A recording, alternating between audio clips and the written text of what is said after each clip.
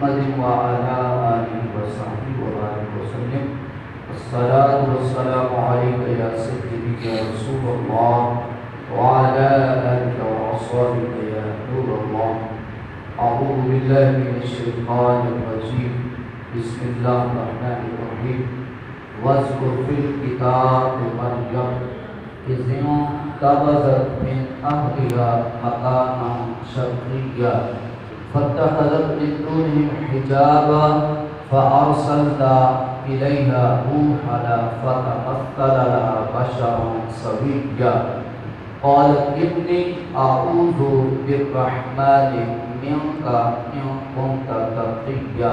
صدق الله العظيم. اور اے حبیب بیان کیجیے کتاب میں مریم کا حال جب وہ الگ ہو گئی اپنے گھر والوں سے ایک مکان میں جو مشرق کی جانب تھا. بس بنا لیا اس نے لوگوں کی طرف سے ایک پردہ. پھر ہم نے بھیجا اس کی طرف اپنے جبریل کو. بس وہ ظاہر ہوا اس کے سامنے ایک تندرست انسان کی صورت میں. مریم بولنے لگی میں پناہ مانگتی ہوں رحمان کی تجھ سے اگر تو پرہیزگار ہے. سورہ مریم کی آیات نمبر 16، 17 اور 18 جس میں اللہ تبارک و تعالیٰ نے اپنی ایک جلیل القدر بندی جناب حضرت مریم علیہ السلام کا ذکر پاک شروع کیا ہے. اس سے جو کچھ فرق ہوتا اس میں حضرت زکریا اور حضرت یحییٰ علیہ السلام کی پیدائش کا ذکر تھا. اور اس رکوع میں اللہ تبارک و تعالیٰ نے اپنے جلیل القدر پیغمبر حضرت عیسیٰ علیہ السلام کی پیدائش کا ذکر کیا ہے. حضرت یحییٰ علیہ السلام کی پیدائش اور حضرت عیسیٰ علیہ السلام کی پیدائش دونوں کی پیدائشیں جو ہے اللہ تبارک و تعالیٰ کے قانون سے ہٹ کے. ایک اللہ کا قانون ہوتا ہے اور ایک اللہ کی قدرت ہے. اللہ کی جو قدرت ہوتی ہے وہ اللہ کے قانون سے ہٹ کے ہوتی ہے. جب اللہ اپنی کسی خاص قدرت کا اظہار کرتا ہے تو اس کی قدرت جو ہے اس کے قانون سے ہٹ کے ہوتی ہے. قانون قدرت یہ ہے کہ انسان جب برا ہو جاتا ہے تو اس کے اندر بچے پیدا کرنے کی جو صلاحیت ہے ایک عمر تک اس کے اندر بچے پیدا کرنے کی صلاحیت رہتی ہے. جب وہ اس عمر کو کراس کر کے چلا جاتا ہے. اسی طرح ایک عورت ہے اس کے اندر بھی بچہ پیدا کرنے کی ایک وقت ہے ایک عمر ہے. جب وہ اس عمر کے حصے سے آگے گزر جاتی ہے تو پھر ان کے درمیان جو ہے وہ بچہ پیدا کرنے کی جو صلاحیت ہے وہ ختم ہو جاتی ہے. تو پچھلے رکوع میں حضرت یحییٰ علیہ السلام کی پیدائش کا ذکر تھا. تو حضرت زکریا علیہ السلام اور آپ کی بیوی جو ہے دونوں عمر کے اس حصے میں داخل ہو چکے تھے جس کا خود حضرت زکریا جو ہے اس بات کو تسلیم کرتے وقت اللہ کی بارگاہ میں عرض کرتے ہیں کہ میں مالکار رب انی وقت عظم منی واشتعل الراس شیبا ولم اکن بدعائک رب شقیا. مالک میں زندگی کے اس حصے میں داخل ہو چکا ہوں اور میری بیوی تو وہ شروع سے 5 من کا شکار ہے لیکن مالک اگر تو کرم کر دے تو تیرے لیے تو یہ مشکل ہے. تو اللہ تبارک و تعالیٰ نے وہاں پر حضرت یحییٰ علیہ السلام کی پیدائش میں اپنی خاص قدرت کا اظہار کیا کہ دونوں میاں بیوی کے اندر بچہ پیدا کرنے کی صلاحیت ختم ہو چکی ہے. لیکن میرے رب نے کہا کہ میرے بندو میں رب ہوں تمہارا، میں خالق ہوں، میں جو بھی کرنا چاہوں ان اللہ علی کل شیء قدیر ہوں. میں جو کرنا چاہوں میں اپنے قانون کا محتاج نہیں ہوں بلکہ قانون میرے محتاج ہیں، اصول میرے محتاج ہیں. میں اگر چاہوں تو اپنے قانون بدل کر دنیا کو یہ بتا دیتا ہوں کہ لوگوں تمہارا رب وہ ہے بس تم اس سے مانگتے رہا کرو. جب وہ کرم کر دے گا تو اپنے قانون بھی بدل دے گا. اور یہاں پر حضرت عیسیٰ علیہ السلام کی ولادت کا ذکر ہو رہا ہے. جناب عیسیٰ کی ولادت سے پہلے اللہ نے حضرت ان کی والدہ کا ذکر پاک شروع کیا اور اللہ نے کہا ہے اور یہاں پر بھی اللہ نے حضرت عیسیٰ کی پیدائش میں اپنی خاص قدرت کا اظہار کیا ہے. قانون قدرت یہ ہے کہ یا ایھا الناس انا خلقناکم من ذکر و انثی. اللہ تبارک و تعالی ارشاد فرماتا ہے اے لوگوں ہم نے تمہیں مرد اور عورت سے تخلیق کیا. قانون قدرت یہ ہے, اللہ کا قانون یہ ہے کہ وہ مرد اور عورت کے بغیر بچہ پیدا نہیں کرتا ہے.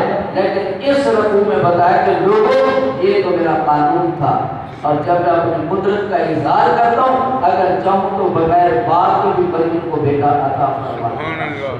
یہاں پر اپنی قدرت اور پھر لوگوں کے عقیدے کو یہاں پر مضبوط کیا گیا.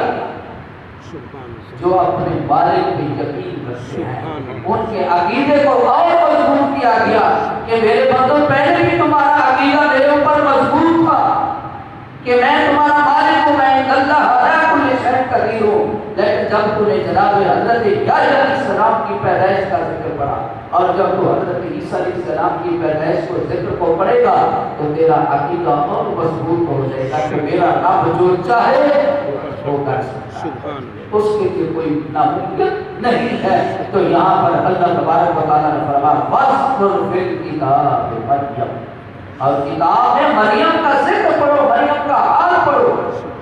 ثابت ہوا کہ اللہ کے نیک بندوں کا ذکر پڑھنا, سننا, سنانا یہ اللہ تبارک و تعالیٰ کی سنت ہے اور اللہ کے احکام کو پورا کرنے کی بات ہے. تو اللہ نے اپنے محبوب کو خصوصی طور پہ کہا کہ وَاذْكُرْ فِي الْكِتَابِ مَرْيَمَ, اور اے حبیب صلی اللہ علیہ وسلم بیان کیجئے کتاب میں مریم کا حال. ہم تمہیں مریم کا حال سناتے ہیں. جناب مریم علیہ السلام کے واقعے کا ذکر ابھی وہ غریب واقعہ ہے, محجر اور معقول واقعہ ہے, اور اللہ تبارک و تعالیٰ فرماتا ہے اِذِ انْتَبَذَتْ مِنْهَا مَكَانًا شَرْقِيًّا, جب وہ الگ ہو گئی اپنے گھر والوں سے ایک مقام میں جو مشرق کی جانب تھا. پچھلے رقوع میں بھی بتایا تھا, سورہ آل عمران میں بھی اللہ تبارک و تعالیٰ نے اس واقعے کو ذکر کیا. اچھا آپ سورہ آل عمران میں دیکھیں یا سورہ مریم میں دیکھیں, حضرت زکریا علیہ السلام اور حضرت مریم, حضرت یحییٰ اور حضرت مریم اور حضرت عیسیٰ علیہ السلام کا ذکر اللہ نے دونوں مقامات پر اکٹھے کیا, کیونکہ دونوں واقعات کو آپس میں بہت بڑی مناسبت ہے. خاندان کی بھی مناسبت ہے, رشتہ داری کی بھی مناسبت ہے, تعلق کی بھی نسبت ہے, اور دونوں کے ساتھ جو واقعہ رونما ہوتا ہے ان میں بھی ایک بہت بڑا تعلق موجود ہے. عرض کیا کہ حضرت مریم علیہ السلام کی والدہ نے دعا مانگی تھی کہ مالک اگر تو مجھے اولاد دے گا تو اس کو تیرے گھر کی خدمت کے لیے برکت. اللہ نے حضرت مریم عطا کی, اور آپ کی والدہ نے آپ کو اللہ کے گھر کی خدمت کے لیے وقف کر دیا, بیت المسجد مقدس کے لیے وقف کر دیا, اور وہاں پر بیٹھ کر جو ہے آپ اللہ تبارک و تعالیٰ کی عبادت کرتی تھی. ہر وقت اللہ کے گھر میں بیٹھ کر اللہ کی عبادت کرتی تھی. اور پھر ایک وقت ہے کہ ضد کا بزد میں میرا مکان شرط تھا کہ انہوں نے اپنے آپ کو جس جگہ پر آپ کا حجرہ تھا, بیت المقدس میں جس جگہ پر آپ بیٹھ تھی, وہاں سے آپ نکل کر بیت المقدس سے مشرق کی جانب آ گئے. تو بھائی اللہ کے گھر سے نکلی کیوں, اس کے بارے میں مختلف واقعات ہیں. ان میں ایک جو ہے کہ ایک یہ ہے کہ جب آپ کے ایام مخصوص شروع ہوئے تو پھر آپ اپنے گھر اللہ کے گھر کو چھوڑ کر آپ وہاں سے بیٹھ جائیں, کیونکہ مسجد میں پلیدی کی حالت میں انسان جو ہے وہ مسجد میں نہیں آ سکتا ہے, نہیں بیٹھ سکتا ہے. ایک تو مفسرین نے یہ وجہ لکھی ہے, اور دوسری وجہ یہ لکھی ہے کہ آپ نے اب یہ چاہا کہ آپ بعض بار چونکہ حضرت زکریا علیہ السلام مطلب مقصد میں مقدس میں موجود نہیں ہوتے تھے اور وہاں پر لوگوں کا آنا جانا ہوتا تھا, تو آپ نے وہاں سے ہٹ کر آپ مطلب مسجد مقدس کی جو مشرق کی دیوار تھی وہاں پر آپ بیٹھ گئی, اور آپ نے اور لوگوں کے درمیان فقط حضرت دونوں نے حجاب, لوگوں کے درمیان ایک حجاب کھڑا کر دیا, ایک پردہ کھڑا کر دیا, تاکہ لوگ آپ کو دیکھنا. تو اللہ تبارک و تعالیٰ ارشاد فرماتا ہے جب وہ وہاں پر چلی گئی, جب فتح حضرت ہندو نے حجاب, تو جب وہ مشرق کی طرف چلی گئی اور آپ نے درمیان ایک پردہ کھڑا کر دیا, تو ہم نے کیا کیا فَأَرْسَلْنَا إِلَيْهَا رُوحَنَا, پھر ہم نے جبریل امین کو جناب مریم کی طرف بھیج دیا. حضرت جبریل امین علیہ السلام حضرت مریم کے سامنے انسانی شکل میں آ کر کھڑے ہو جاتے ہیں. جہاں پر یہ بات ثابت ہوتی ہے, جو لوگ یہ کہتے ہیں کہ حضور علیہ السلام حضور کی نورانیت کا ذکر کرتے ہیں, وہ کہتے ہیں کہ نور جو ہے اگر حضور نور تھے تو حضور بشر کیوں کرتا ہے؟ تو یہاں پر ان کو یہ جواب ملتا ہے اگر جبریل امین نور ہو کر اگر بشری شکل میں حضرت مریم کے پاس آتا ہے اور ان کی نورانیت میں فرق نہیں ہوتا آتا ہے تو ہمارے آقا مولا علیہ الصلوۃ والسلام آپ نور ہو کر اگر بشری شکل میں آتے ہیں تو حضور کی نورانیت میں بھی کوئی فرق نہیں پڑتا۔ اس لیے حضور نور بھی ہے، حضور بشر بھی ہے، یہ میں پہلے گفتگو کر چکا ہوں۔ حضور کو انما انا بشر مثلکم لہذا حضور نور بھی ہے، حضور بشر بھی ہے۔ لیکن وہ پھر میرے نے کہا تھا کہ حقیقت محمد دی بات کوئی نہیں سکتا، اتنا چپ دی جا ہے اللہ کوئی نہیں سکتا تے مذہب دے جھگڑے آسان چھوڑ دیتے، محبت کا جھگڑا چھڑا کوئی نہیں سکتا۔ حضور نور بھی ہے، حضور بشر بھی ہے، لیکن حضور نور سے بھی اعلیٰ ہے، حضور بشر سے بھی اعلیٰ ہے۔ اور حضور کی حقیقت ہے، حضور نے حضرت جبریل کو کہا، حضور نے فرمایا رب یا رب حقیقت میرا ربی، حضور نے حضرت ابوبکر علیہ السلام حضرت صدیق اکبر کو کہا، فرمایا رب یا رب حقیقت میرا ربی۔ آپ نے فرمایا ابوبکر سن، میری حقیقت کو سوائے خدا کے اور کوئی پہچان ہی نہیں سکتا۔ ابوبکر تو میرے ساتھ تو نے اپنی زندگی کا پورا حصہ گزارا ہے، تیرا سفر، تیرا حضرت، تیری جلوت، تیری خلوت، جتنا تو میرے قریب رہا ہے اتنا کوئی بھی میرا ساتھی میرے قریب نہیں رہا ہے۔ لیکن ایک بات کا خیال کرنا، اتنے قریب ہو کر بھی لم یعرفنی، تو میری حقیقت کو نہیں پہچان سکتا، میری حقیقت کیا ہے، اصل میں کیا یہ میرا رب ہی جانتا ہے۔ تو حضرت مریم علیہ السلام کے سامنے جناب جبریل امین علیہ السلام فارسلنا الیہا روحنا فتمثل لها بشرا سویا، اللہ تبارک و تعالیٰ فرماتا ہے پس وہ ظاہر ہوا اس کے سامنے ایک تندرست انسان کی صورت میں، جبریل امین انسان کی صورت میں آ گئے، کیونکہ حضرت مریم علیہ السلام کے اندر یہ قوت نہیں تھی کہ وہ جبریل کو اپنی اصل شکل جبریل کو اپنی اصل شکل میں دیکھتی، حضرت مریم کے اندر یہ طاقت نہیں تھی، اس لیے اللہ تبارک و تعالیٰ نے حضرت جبریل امین علیہ السلام کو انسانی شکل میں بھیجا ہے۔ اور بعض مفسرین نے لکھا ہے کہ حضرت اس وقت حضرت جبریل امین علیہ السلام کو بنی اسرائیل کا ایک شخص تھا، وہ اس کا نام یوسف تھا، اللہ تبارک و تعالیٰ نے اس کی شکل میں جبریل امین کو بھیجا تھا۔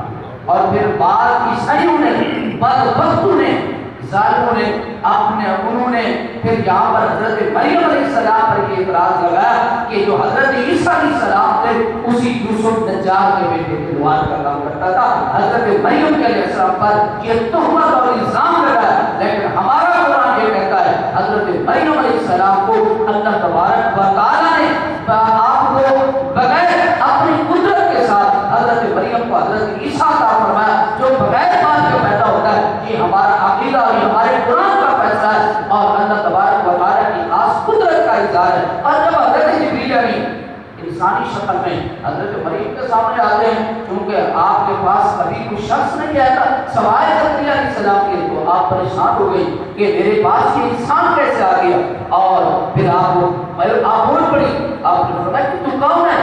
قالت انی اعوذ بالرحمن منک ان کنت تقیا، کہا مریم بولی میں اپنے رب کی پناہ مانگتی ہوں، میں اپنے رب کی پناہ مانگتا ہوں کہ تم میرے کمرے میں کیسے آ گیا، میرے کمرے میں تو آج تک آیا کوئی نہیں، میرے پاس کوئی انسان آج تک آیا کوئی نہیں۔ قالت انی اعوذ بالرحمن، میں اپنے رب کی پناہ مانگتی ہوں۔